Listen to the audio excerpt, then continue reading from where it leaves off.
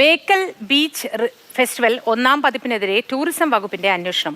അഴിമതി പരാതികളിലാണ് അന്വേഷണം. Tourism additional സെക്രട്ടറിക്കാണ് അന്വേഷണ ചുമതല. സാരംഗ് കാസർഗോഡ് നിന്ന് ചേരുന്നുണ്ട്. സാരംഗ്, എന്താണ് ഇങ്ങനെ ഒരു അന്വേഷണത്തിലേക്ക് നയിച്ചത്? എന്തൊക്കെയാണ് ക്രമക്കേടുകൾ ഉള്ളത്?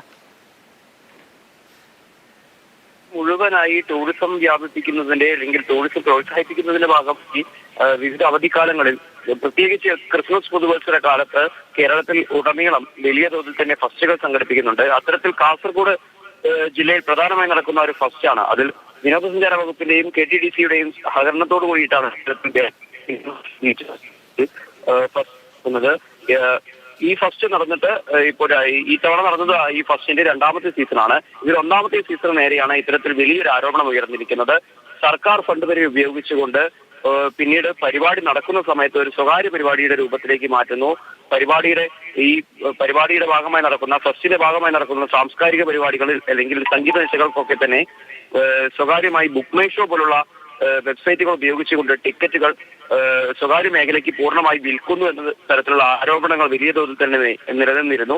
അതിനോടൊപ്പം തന്നെയാണ് ഇപ്പോൾ നിലവിൽ സർക്കാരിന് നൽകേണ്ട നികുതി കൂടി ഇത്തരത്തിൽ ഇവർ നൽകാൻ തയ്യാറായിട്ടില്ല, ഇതിന്റെ അധികൃതർ അല്ലെങ്കിൽ സംഘാടകർ നൽകാൻ തയ്യാറായിട്ടില്ല എന്നുള്ള വിവരം കൂടി പുറത്തേക്ക് വരുന്നത്. ഈ ഒരു ബീച്ച് ഫെസ്റ്റിന്റെ ഒന്നാം സീസണിന്റെ വരവ് ചെലവ് കണക്കുകളും ഇപ്പോൾ പുറം ലോകത്തേക്ക് പുറത്തുവിടാനായിട്ട് ഇവർ തയ്യാറായിട്ടില്ല. ഇത്തരത്തിലുള്ള വലിയൊരു ആരോപണം ആരംഭകാലം തൊട്ട് തന്നെയുണ്ട്. പള്ളിക്കര പഞ്ചായത്തിൽ, ബേക്കലിലെ പള്ളിക്കര പഞ്ചായത്തിൽ കടൽ തീരത്താണ് ഇത്തരത്തിലുള്ള ഫെസ്റ്റിന്റെ പ്രധാന പരിപാടികളൊക്കെ തന്നെ നടക്കുന്നത്. LDF ഭരിക്കുന്ന പള്ളിക്കര പഞ്ചായത്തിലെ ഭരണസമിതി പോലും ഈ ഒരു ഫെസ്റ്റിന് എതിരായിട്ടുള്ള പ്രമേയം പാസാക്കിയിട്ടുണ്ട്.